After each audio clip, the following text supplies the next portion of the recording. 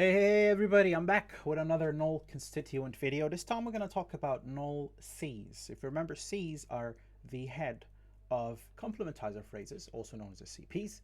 If the complementizer phrase or the CP head doesn't have an EPP feature, EPP, extended projection principal feature, which means it will be a C bar first and then a C. In this case, the CP usually has a specifier position, known as a spec. If we don't have that, then in the minimalist syntax, it's quite simple. There's only a CP followed by the head C, and then the projection here continues as you would assume. Anyway, so what we're trying to argue for here is the existence of a head which is null in C. Now, this null head here, does it exist in only finite clauses? Does it also exist in non-finite clauses? What about control clauses? Do they have null C or the possibility to have a null C or not? This is what we're going to talk about today. Without further ado, let's get started. So here I have a sentence. My sentence here is, we didn't, by the way, everything in this video, all the sentences are taken directly from Bradford's book, 2004. Now, this is a sentence that we're going to study. We didn't know he had resigned. Now, in this sentence, we have three ways we can say it. First, we can say we didn't know if he had resigned, in which case the sentence has an interrogative force. It's a question. We didn't know if he had resigned. We can also say we didn't know that he has resigned. In this case, the force is declarative. And we can also say we didn't know he has resigned. Nothing. We don't say if and we don't say that. So what we're trying to say here is when we use the last option, which is not to say anything, it doesn't mean that the head C doesn't exist. It means that it is there, it's just that it's been deleted or made without a spell out, so to say. So we don't usually refer to this just as a null. We usually say it's a deleted that, or we say it's a null that. And you will see that in the literature it will be written like this and crossed over or crossed through. Now, how can we prove that we do have that which is invisible in here? To make it even better, let's delete the symbol and let's write another that and just cross it. So the first piece of evidence that we have is the or, which means we just put another sentence next to this one and this time make the complementizer visible and see if the meaning will be the same. If the meaning is the same, it means that there is a that there which is null, which is not spelled out. So let's look at the example sentence. As you can see, this is our example sentence. We didn't know he had resigned or that he had been accused of corruption. Now, we didn't know, there's nothing here. This is where the null that is taking place. But in the second sentence, this is the first segment. That was the worst line in the history of lines. I'm still getting used to the iPad. Okay, forget about it. So in the first part, the that is not pronounced.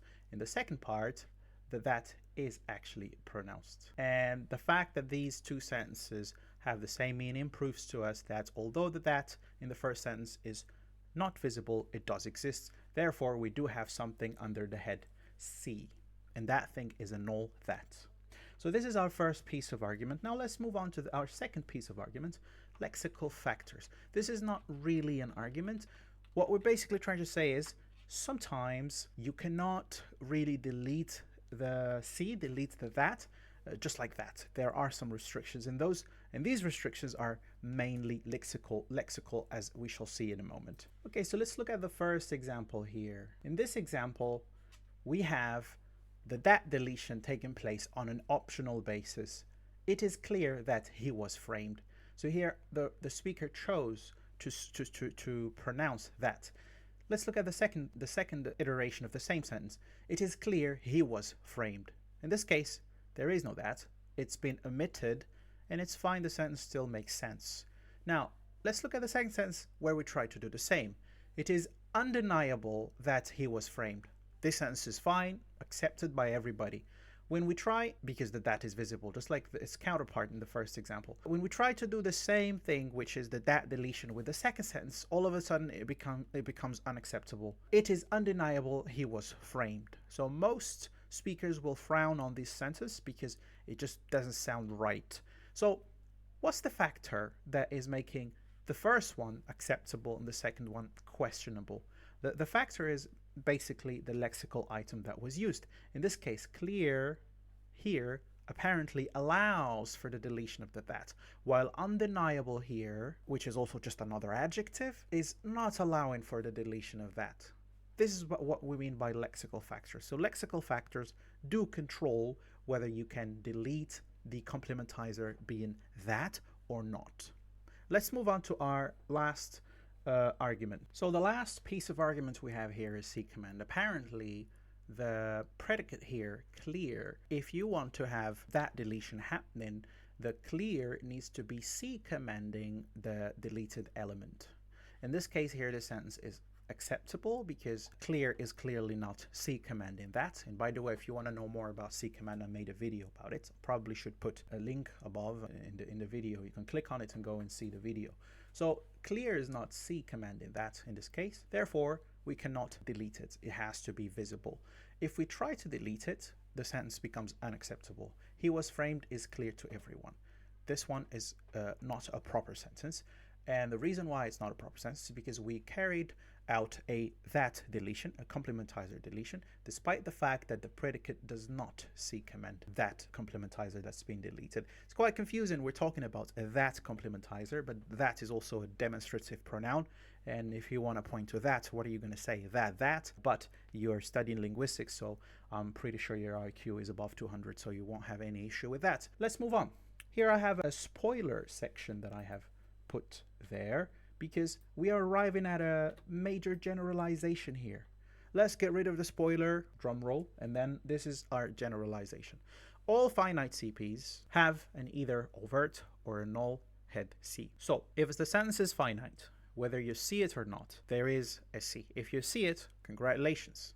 Amazing. If you see it in English, it might be an if or it might be a that. If you don't see it, that means that it is deleted that. So as you can see here, we have a normal sentence. I am feeling thirsty. We can clearly see that there is nothing here. There is no complementizer. But because we're smart and we know that all finite CPs have an either overt or null head C, this is a finite clause. Although there is nothing in here, we know that there is a that this is what should be here, and it is a deleted that. Now in English we don't have an overt, which means an element that you can see on the C, if it wasn't confusing enough. So in English we don't have a complementizer that you can see in declarative clauses, especially in main clauses, that is to say the clauses that start the sentence, not in embedded clauses. But in other languages such as Arabic, we actually do have a complementizer for declarative clauses like this one, and you can see it.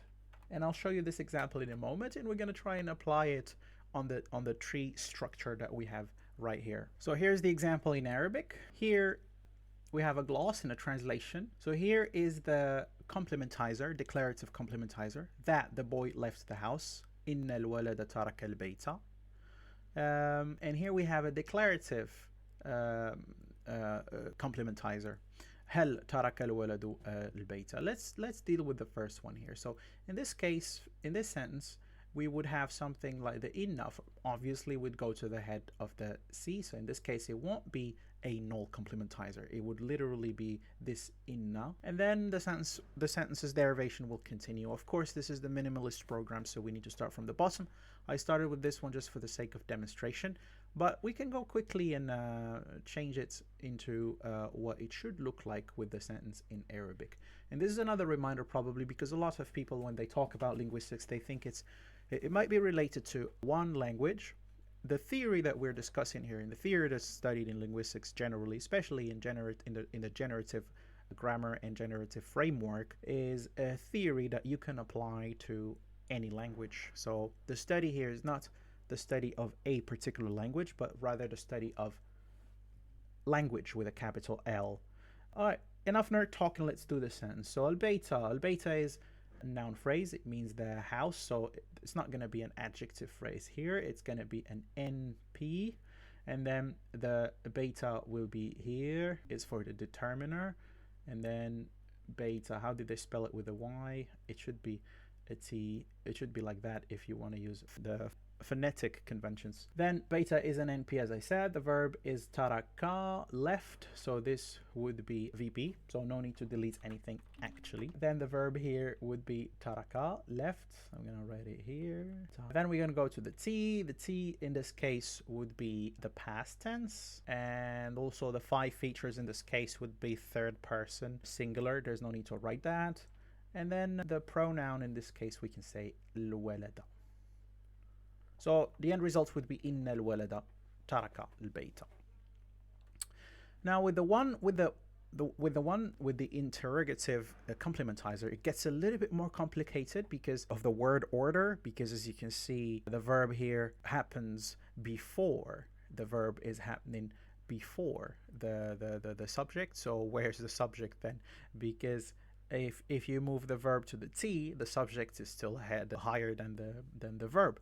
So there's something else that needs to happen. There's going to be a small VP with its own specifier position, and that small VP can host the subject, but this is above our pay grade for now. We don't need to worry about it. What we need to remember is that all CPs are headed. If it's a language like Arabic, even when the CP is in the declarative force, you can still see that the head inna.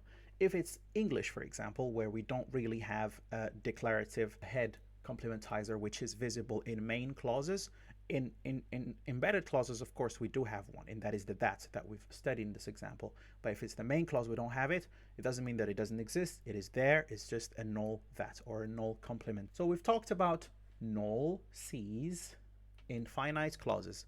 Now let's move on and talk about null C's in non-finite clauses. All right, so let's go. Null C's in non-finite clauses, and we have spoilers again. I wonder what's going to be under that.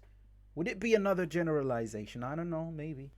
Now, the second sentence here, the one between the square brackets, is a non-finite sentence. It doesn't carry any tense. If you look at the verb here, it doesn't carry any tense. Now, this is why we call it a non-finite clause. This non-finite clause is within a CP with a complementizer for, which is visible. We can see the complementizer for there. So if I was to draw a tree diagram for this, I'm going to start from the top. Sorry, it's going to trigger a lot, but just for the sake of explanation, we can do that. So the CP here, the head of C in this case would be the for. All right, and the sentence will continue as usual.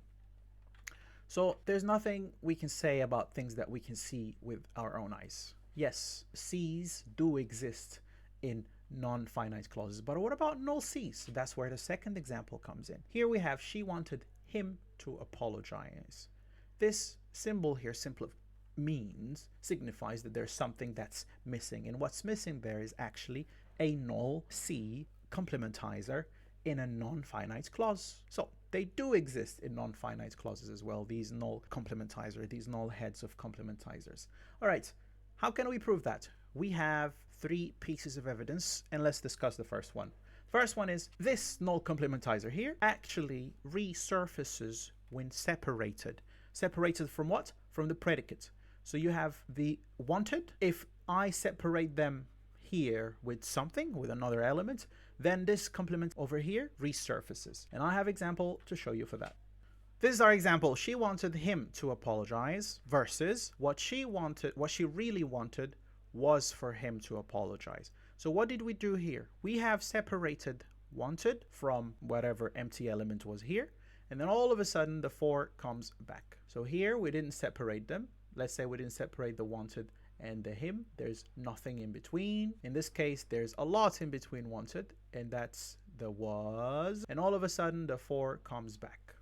Magic. So this is the first piece of evidence that we have to prove that this one does exist, and it does resurface if the predicate is separated from the sentence, the CP that is headed by this null complementizer. Now let's move on to our second piece of evidence: optional and variety dependent. So this is not really, again, just like the previous example, it's not an argument, it's more like a comment about the situation. So the deletion of for as a non-finite complementizer in embedded clauses is really an optional thing, and it mainly depends on varieties of English. So there is no absolute scientific explanation as to when we could delete it and say, this is why we deleted it, and when we cannot delete it and say, this is why it can't be deleted. Mainly it depends on the variety of the English that's being used. Let's look at an example. Our example here, let's look at the first sentence. We would very much prefer for you to be there. So for is visible. We can say that, fine. But we could also say, we would very much prefer you to be there. Whether you keep it or not, same meaning. And whether you keep it or not, the sentence is still acceptable. Why? We don't know. It depends on your variety, mainly. All right, let's move to the last thing we need to discuss about null Cs in non-finite clauses. And that is regular non-finite null Cs versus control clauses, or pro.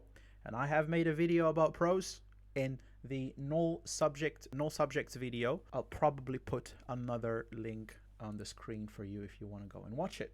And you should. All right, regular non-finite null C versus control clauses, or pros. What we're saying here is basically when you have a control structure, a structure with a big pro as the subject over here, the structures mirrors exactly that of a normal regular non-finite clause.